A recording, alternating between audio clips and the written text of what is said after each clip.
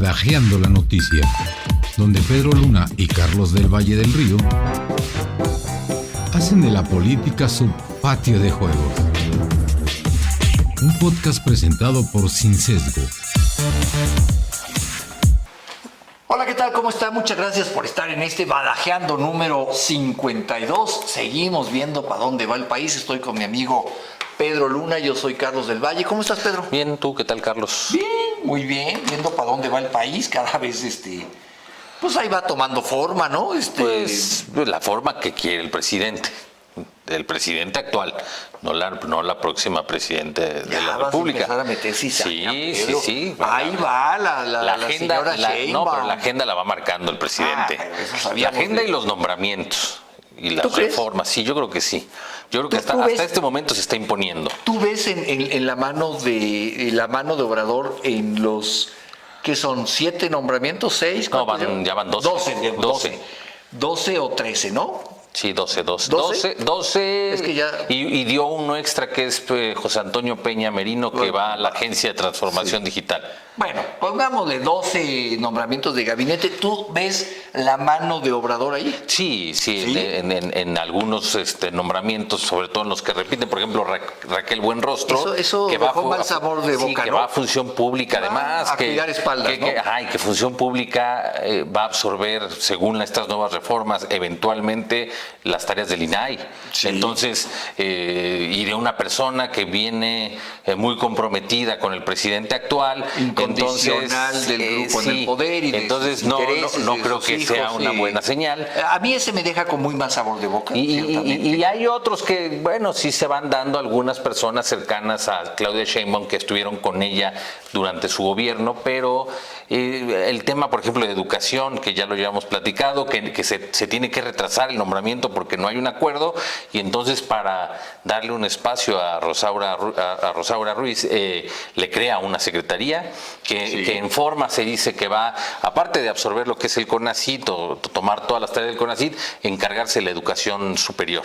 Y entonces la SEP queda ahí un poco volando, todavía no se sabe, se rumora que hay desacuerdos. A mí me parece bien que la SEP se encargue y se concentre en la educación básica. En la educación básica, punto. Lo demás, pues habrá otras, pero para el nivel de abandono en el tema político sí hay que entender que quedó bloqueado un nombramiento que ella quería. Bueno, claro. Entonces, ¿cómo ha quedado bloqueado Harfuch? Ese es el tema, que no se ha podido nombrar al secretario de Seguridad Pública o al de Gobernación, que serían normalmente los primeros, porque son...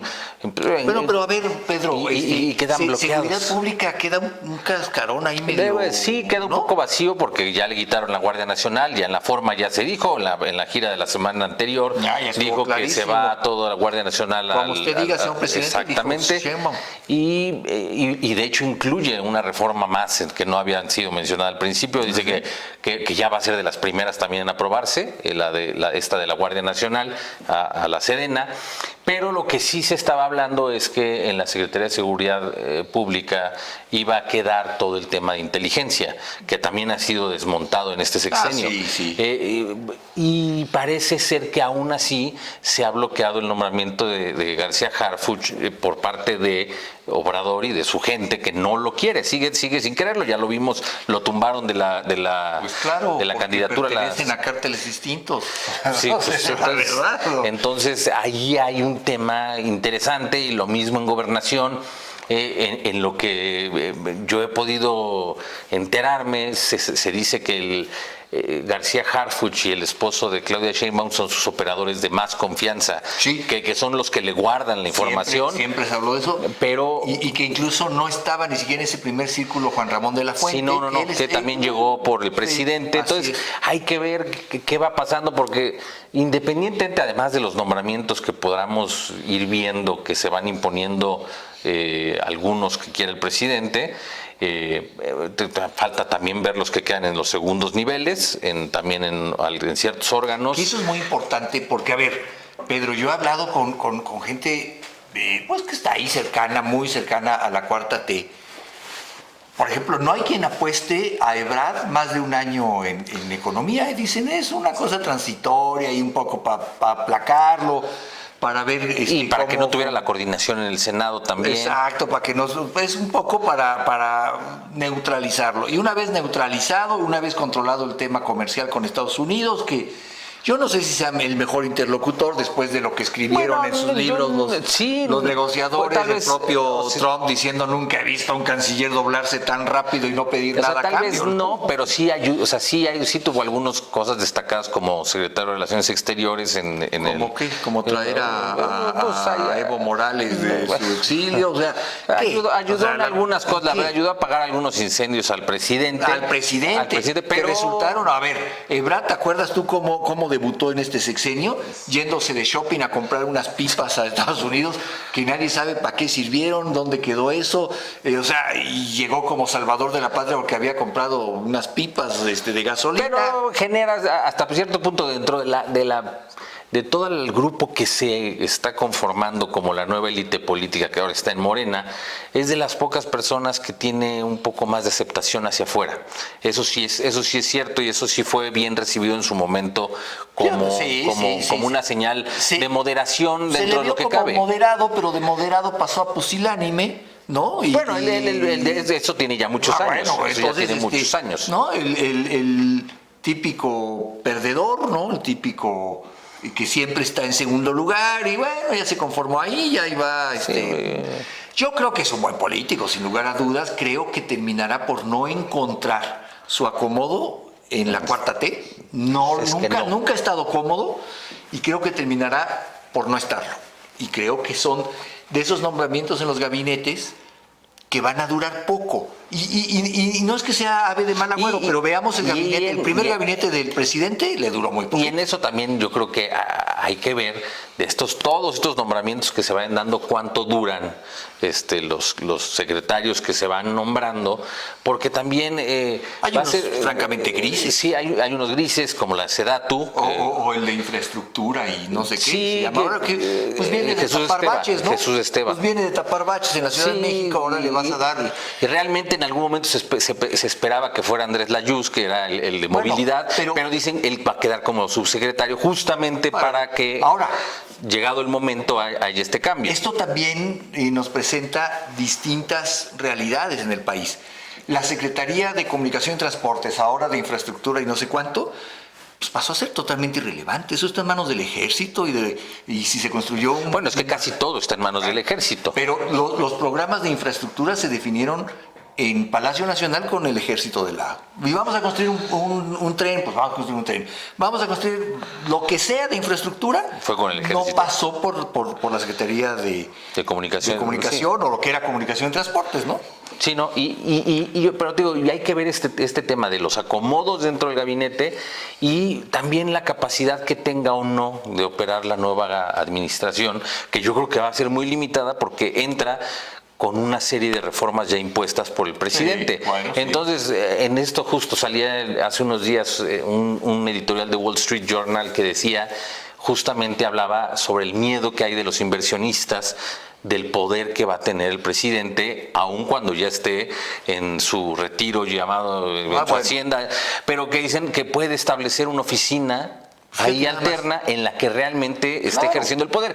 Y además con esta figura que ya está en la Constitución de revocación de mandato y que si uno analiza a fondo, este paseo que le está dando cada fin de semana es demostrarle de quién son los votos y que yo te los transmití. Vamos a hacer una pausa, Pedro, y hablamos de todo esto después de un corte. Sí. Ahorita regresamos. Suscríbete a nuestro canal de YouTube. Sin Sesgo, periodismo de clase mundial para un mundo que nos pertenece. Estamos de regreso aquí en este Badajeando número 51, 52, analizando aquí con Pedro Luna. Yo soy Carlos del Valle. Hablábamos de algo que me inquieta mucho. Hablabas incluso, Pedro, de que se ha barajeado la posibilidad de que Andrés Manuel López Obrador hasta una oficina pusiera. Sí, se habla de que pueda tener. Y además, todavía la complacencia de quedar bien con él, Hace unos días la virtual presidenta electa dice que le encargaba, a lo mejor si él quería, un tema de las cuencas de los ríos por allá, y que era un proyecto que incluso se va a llamar el proyecto Lázaro Cárdenas, que si el presidente quería seguir activo, entonces Ay, Dios. eso me hace a mí pensar que ni siquiera estamos ante estas formas que eran del PRI de, bueno, entro yo y te vas a volar, porque se ve que sigue concentrando el poder, se lo sigue exhibiendo a su candidata, a su ahora presidenta, le va enseñando cada fin de semana de quién son los votos y quién es al que quiere la gente. Entonces, para eso es una... y para eso y para que reciba instrucciones además de qué tiene que decir sobre ciertas reformas, sobre ciertas obras, porque además dice esto, faltó que terminemos esto está inconcluso, pero lo va a terminar ella. Sí, y sí. Esto, pero ella lo va a continuar. Y los programas, ella lo va a hacer. Entonces, ya no veo yo con qué libertad o qué va a tener este nuevo gobierno si ya tienes encima una serie de tareas. Estás viendo muy hasta el momento sí, y no veo hasta el día de hoy, hasta este momento no veo una señal en la que ella se pueda o esté intentando independizarse o tomar.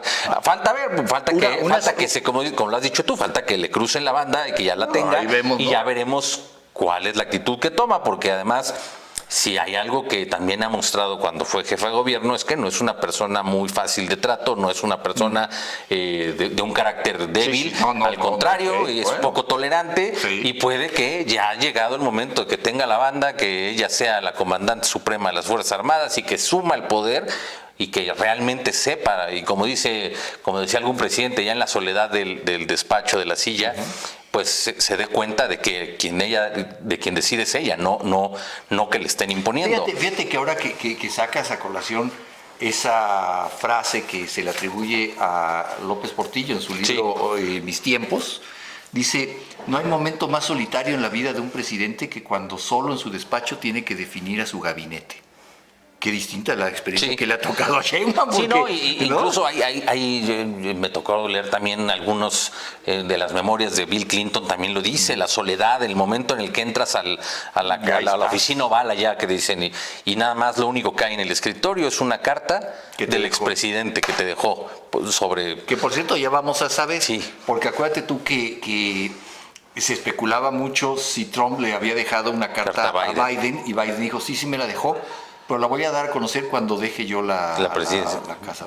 Sí, entonces, ese tema de ya estar y ya asumir la posición como presidente de un país, y además estamos hablando también ahora tocando el tema de algo que decía Loret de Mola el otro día que lo entrevistaban en el Universal, de un país de los más importantes económicamente del mundo, un país grandísimo, un país, no es cosa menor el poder que concentra el presidente, es una cosa, por eso y lo hemos platicado, a veces era un poco... Asumes un liderazgo automático y natural en América Latina, al ser presidente de México. Y además estás a nivel global, deberías de estar en un punto importante.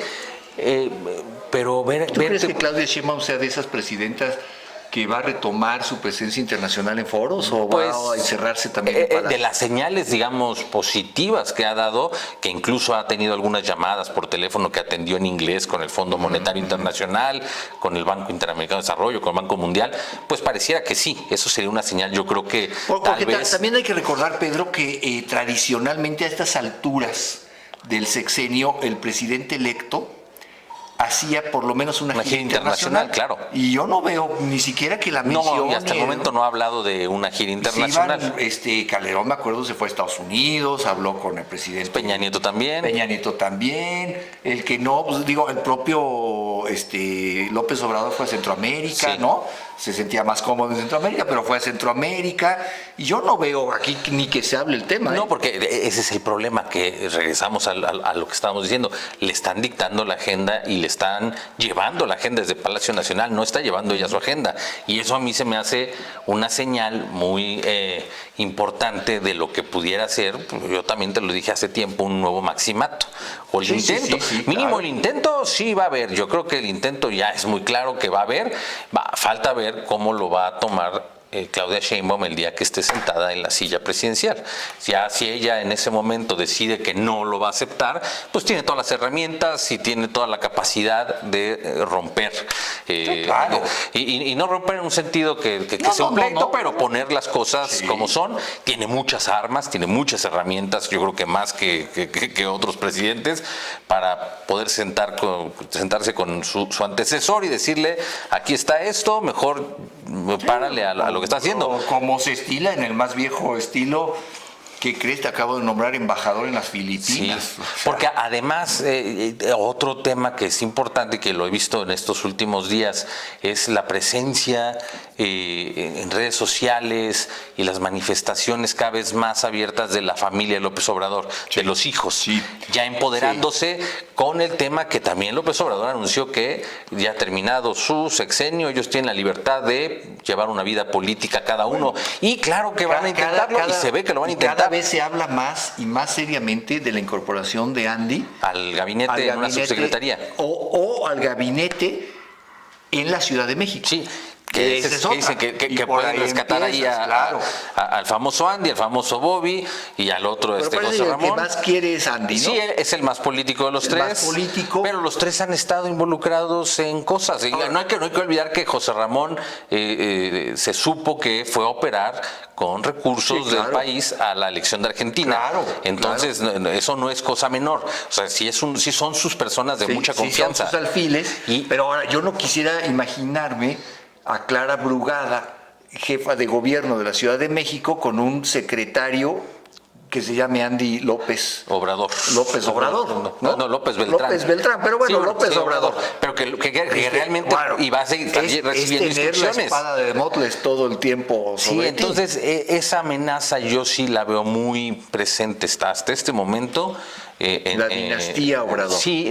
Así como tuvimos no, hay dinastías, sobre todo en la política de los Estados Unidos. Sí, ¿no? es mucho más común en Estados Unidos. Aquí hay, pero generalmente se quedan en puestos menores. Sí. Ya nunca han logrado alcanzar el siguiente nivel. Pero los Kennedy, por ejemplo, que siempre han estado ahí. Presentes, ¿no? Los Clinton, los Bush. Los Bush, o sea, esas grandes familias, ¿no? Y parece que aquí les late el corazón por hacer una dinastía López Obrador. Y creo que es muy claro. Entonces digo, también esa es una señal del poco poder que está asumiendo la nueva presidenta. Porque está... Démosle el beneficio de la duda de está siendo prudente. Pues yo le doy beneficio de la duda hasta el 2 de septiembre. Muy corto, hasta octubre, que se siente en la silla y empezar a ver qué señales va a mandar. Porque lo que viene de septiembre a octubre, que es el nuevo Congreso y las reformas, vamos a ver una planadora en la que van a pasar todas las reformas que el presidente decida de aquí, que son las además de los gobernantes autocráticos, autoritarios. Lo más peligroso son sus últimos días. Estos son los últimos días y se está viendo. Y hay que recordar que ahora el presidente tiene una reforma que también la manejó de hace poco, muy al estilo de los Estados Unidos. Ahora tiene una especie de amnistía, de perdón. Sí, que según él es para resolver el asunto de los 43 desaparecidos, pero no hay sentido. Dice que él ofrece que vayan y hablen y que por el bien del país, pero es la verdad no hay un sentido real, pero sí le da un poder muy grande en lo que puede hacer y en lo que puede negociar. Ahora, en estos últimos minutos, Pedro, se nos va el tiempo, pero, a ver, México refrenda un modelo político que tiene que ver con esta cuarta T, que tiene que ver más con el populismo de izquierda, pero el mundo avanza en otro sentido, pareciera, ¿no? Sí, claramente, pues lo acabamos de ver el fin de semana que pasó, las elecciones adelantadas, porque las tuvo que adelantar Emmanuel Macron en Francia, pues se impone claramente la ultraderecha, el partido Movimiento Agrupación Nacional, que antes era el Frente Nacional, que fundó Le Pen, y ahora lo tiene su hija Marine Le Pen, era José Marie Le Pen, y ahora lo tiene su hija Marine Le Pen, es la que lo encabeza, y con Jordan Bardella para primer ministro. ganan con una ventaja importante. Esta fue la primera vuelta, este domingo que pasó. Y ahora viene esta semana que es muy importante, que es la semana de negociación, para ver si se logra hacer un frente. En otros momentos... Pero no se ve, ¿eh? No. En otros momentos de la historia de Francia, en los 28 años que lleva existiendo el movimiento de Le Pen, cuando tuvo buenos resultados electorales, se llegaron a juntar todos los demás partidos justamente en este periodo para evitar que tuviera mayoría.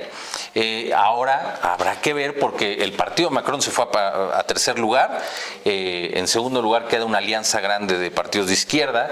Y pues está esta semana que van a intentar bloquear que logre la mayoría absoluta en la Cámara de Representantes allá en Francia, y se ve complicado y se ve más bien el panorama se ve muy favorable para la derecha, porque aparte no es un fenómeno exclusivo de Francia, es algo que se está viviendo en toda Europa, claro, y que se vio en las elecciones parlamentarias de la Unión Europea. Y es que al final ese es el tema es... Y en América Latina, desesperadamente, muchos países, entre ellos México, se aferran a un populismo de izquierda. Empieza a haber una irrupción en Argentina de una derecha extrema. Pero que además le está dando resultados ahorita. Bueno, por primera vez. Se acabó fue la primera vez que tuvo una semana, un mes sin inflación. Sin inflación en alimentos, por lo menos. Y eso para quienes vivían con el 300% de inflación, oye, es un respiro. Y además, los pronósticos también hay que tomar en cuenta del Fondo Monetario Internacional de Crecimiento.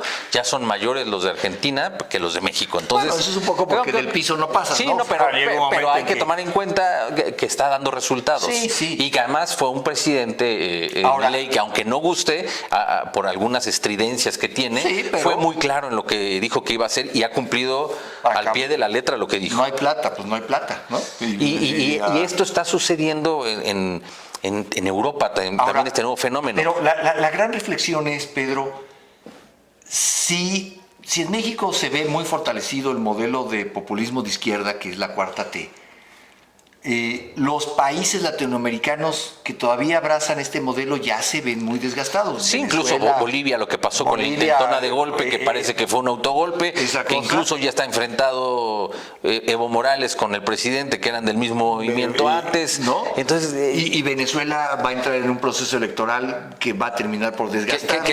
Que si todo fuera limpio, perdería la elección, pero sin arrasado. lugar a dudas. Y entonces tenemos Bolivia, tenemos un poco Ecuador, un poco Perú, pero el modelo se empieza a desgastar en América Latina, mientras que... En México se consolida.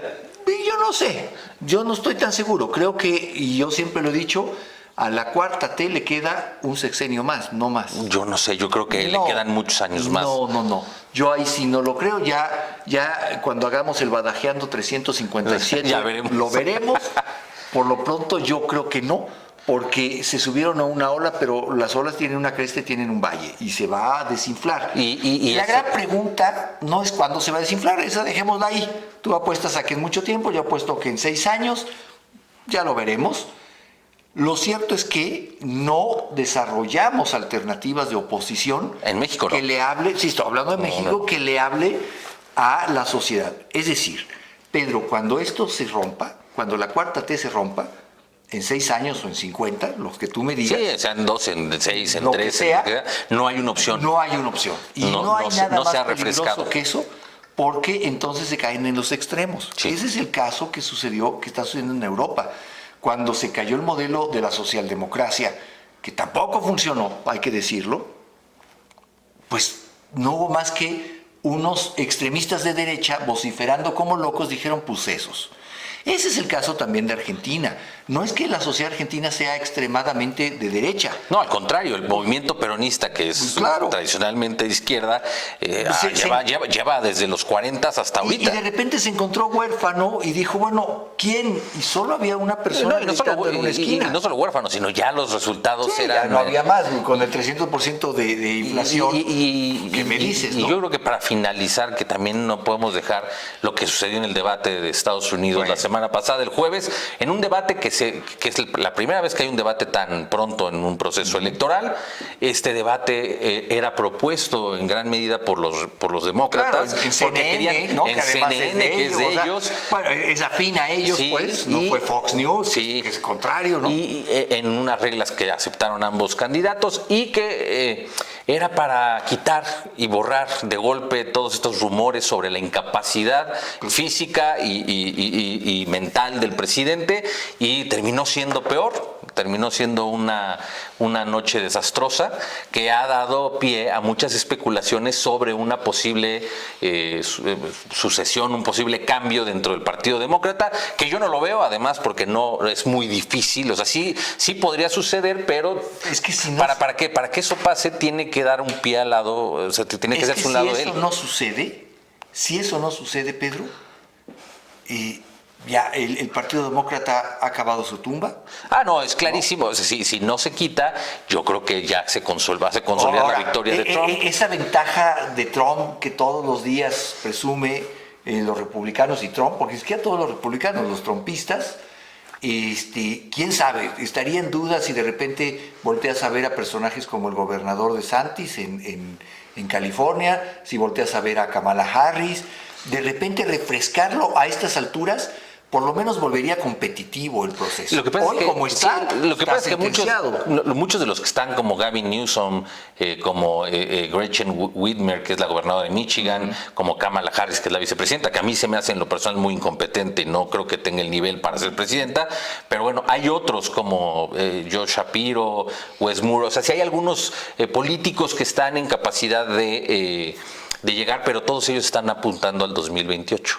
Ellos no están ahorita apuntando y saben que entrar en una disputa en este momento de la candidatura sería demoler al Partido Demócrata, porque hay que acordarnos que la política de Estados Unidos es muy distinta a la de México, y ahí la designación es por delegados dentro de la convención que va a ser en Chicago, y los delegados ya todos están comprometidos con Biden. Entonces Biden lo que tendría que hacer, tendría que hacerse a un lado, tendría que renunciar a esos delegados para dejarlos libres. Transmitirle ese legado y esos delegados a un candidato que él escogiera. Pues sí, yo creo que ahí estaría el tema, porque lo lógico sería también que inmediatamente sería Kamala Harris yo creo que su corazoncito se decantaría por el gobernador Gavin Newsom, el de California.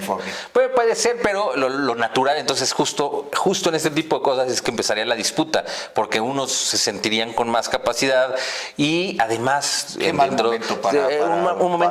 momento muy malo. Y por otra parte, yo creo que sale muy consolidado, más allá de la profundidad del debate, que además creo que en substancia fue muy malo, o sea, en el tema de lo que se habló, porque fue muy frívolo, porque uno no sabía, uno no podía hablar, el otro se burlaba y nada más contestaba. Había momentos en que Trump solamente volteó y decía esas últimas frases ni siquiera no las entendí.